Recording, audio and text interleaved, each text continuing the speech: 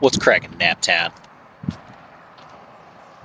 All right, it's Monday morning. I did the thing on Saturday. Start this off with some gratitude. I'm glad that's over. You know?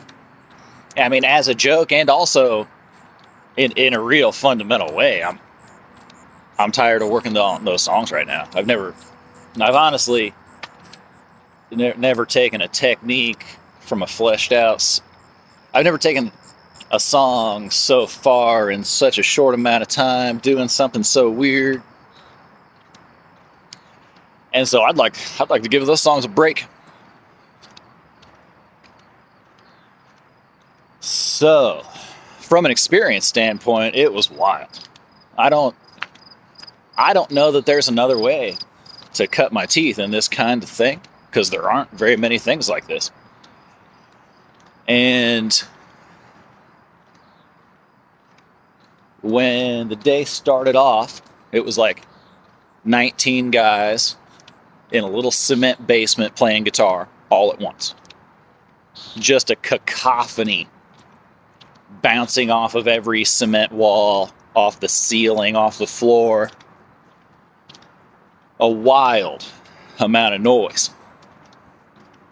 And you're like trying to hear yourself, plink, plink, plinking away. Woof. That was different. And then at 10:30, we all drew numbers. And lady walked around with a cigar box. And she goes around, she goes clockwise. And I reach up and I grab my number. And I say to her, "What's the lucky number?" And she says, "I don't know, but I know what the unlucky one is." And I look down and look at my number. And I say, "Which one's the unlucky one?" And she says, "Number 1. And I turn my paper over. And she says, "Oh, I'm so sorry." And so that's just how the day started. It was hilarious that way. And I was the only new guy there. The people that do this they all do this all the time, or at least every year. And so, there was a question asked about who was new to the competition, and like 6 or 7 hands went up, and I was like, "Oh, okay, so I'm not the only new guy." And then the person in charge said, "And how many of you have played Winfield, the international contest?" And all of them except me had played Winfield. So I was the only new guy, and I had to go first. That part of it was really surprising. And I don't know what the percentage chance is. I'm going to say 5.175 or something. But so I went number 1. And in retrospect, that was kind of nice, because it means I got to watch the show. On the way there, I kind of realized I wasn't going to get to watch the show, and I was kind of disappointed because I like the show. But because I went first and got my ass whooped, I got to watch the whole show. That was really cool. The thing that made me the most nervous the whole day was I saw last year's winner walk in, Mark Cruz. And I was kind of surprised. He walked in through some back door to the theater. And I said to this guy, I said, "I think I just saw last year's winner walk in." And he said, "Yeah, that's probably your judge." I hadn't thought about that. So, your judges are previous year's winners. That makes a lot of sense. That's obvious. But wow, that actually, for some weird reason, made me nervous. Maybe I was just looking for a reason to feel nervous. I don't know. But I was sitting there watching these guys play, And man, actually, you go from that basement, a cacophony of noise, a cement box full of noise, and then they walk you out on stage, and you sit down, microphone gets set up, and then when you strike your guitar the first time, the monitors are on in front of you. And I didn't know.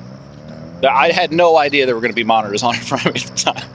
I thought I was going to play into that microphone. But no. The world's loudest effing monitors blast me out of my chair, And so I felt like the whole performance, I haven't watched it yet because I know I messed up a few times. The whole performance, I felt like I was trying to make my guitar quieter because I couldn't believe how loud these monitors were. And so that really, really surprised me. I had no idea those monitors were going to be on. And I will practice in front of monitors sometimes now because that was a very different experience. And I didn't have time to play with it and get comfortable. I just had to play my damn song. Oof. It was laugh out loud funny. Even at the time, I was sweating bullets.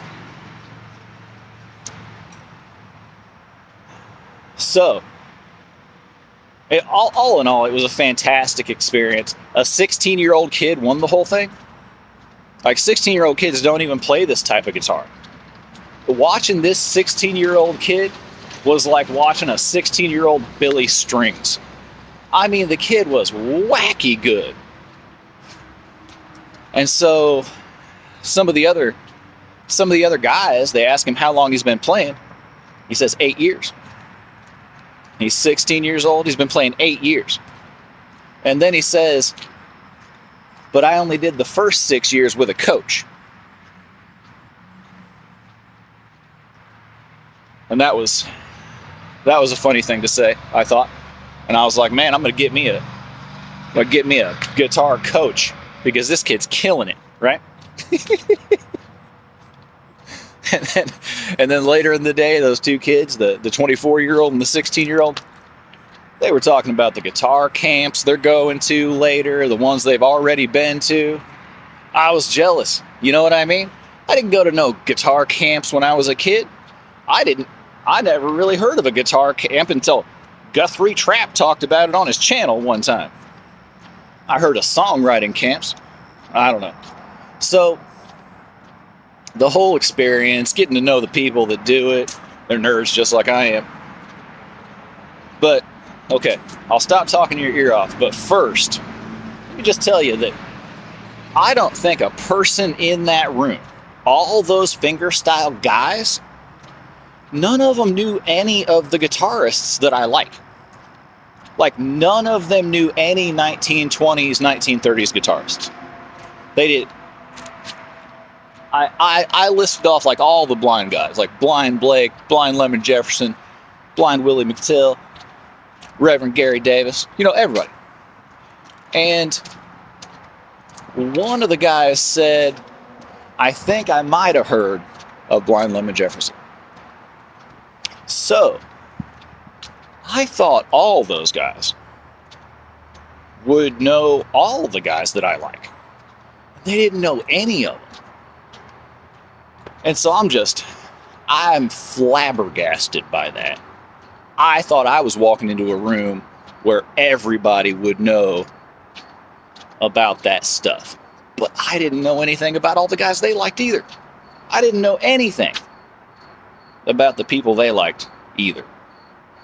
So I think fingerstyle guitar is a really broad spectrum. Oh yeah. All right. I hope you have a really good day.